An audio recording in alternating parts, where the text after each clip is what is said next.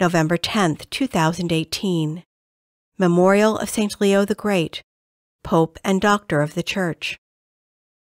A reading from the letter of St. Paul to the Philippians. Brothers and sisters, I rejoice greatly in the Lord that now, at last, you revived your concern for me. You were, of course, concerned about me, but lacked an opportunity.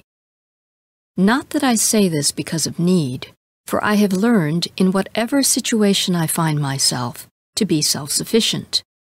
I know indeed how to live in humble circumstances. I know also how to live with abundance.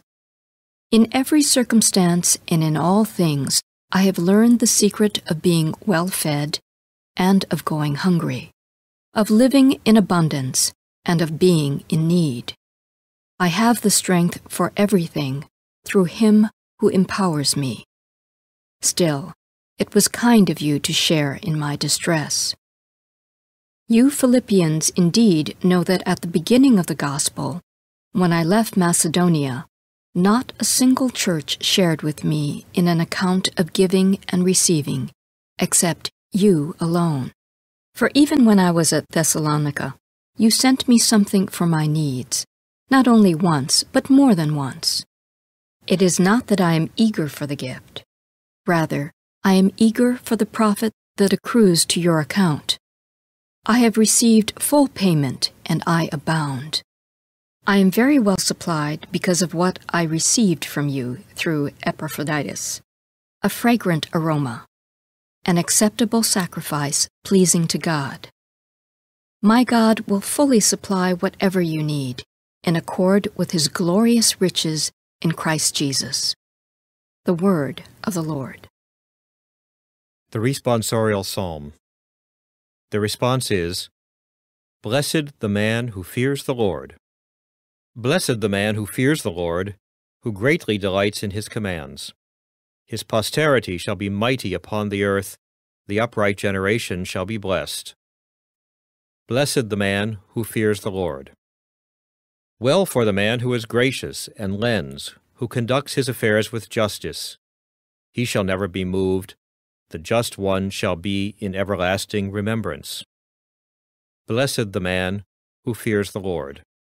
His heart is steadfast, he shall not fear. Lavishly he gives to the poor. His generosity shall endure forever. His horn shall be exalted in glory. Blessed the man who fears the Lord.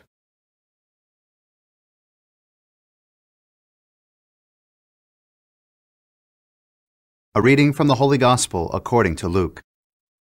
Jesus said to His disciples, I tell you, make friends for yourselves with dishonest wealth, so that when it fails, you may be welcome into eternal dwellings.